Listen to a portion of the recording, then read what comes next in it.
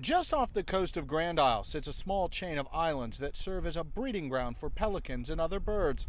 Those islands are now surrounded by oil. While boom keeps much of the slick out of the rookeries, when the birds themselves land outside of the boom, they get caught in this. It's very sad to see the mothers in the rookery and the very old mothers sitting on the eggs, and that's just very sad. Saturday, more than 100 biologists and fish and wildlife agents were out on the water looking for oiled birds.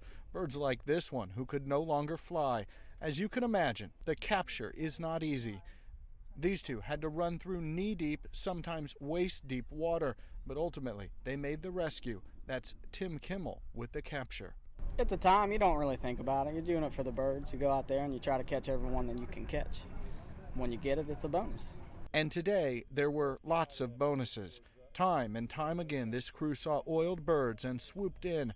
The goal is to find a bird, approach it to see if it can fly, and if not, grab it as quickly as possible. It's an adrenaline rush, but we know we're doing our job, and that's what we're here to do. And it feels great to be able to get one at a time.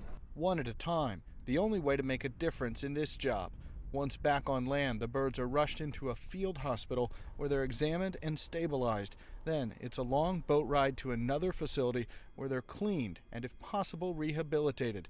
Believe it or not, the survival rate of rescued birds is rather high. Once they're cleaned, most can be returned to a normal life in the wild. Rich Matthews, The Associated Press, Grand Isle, Louisiana.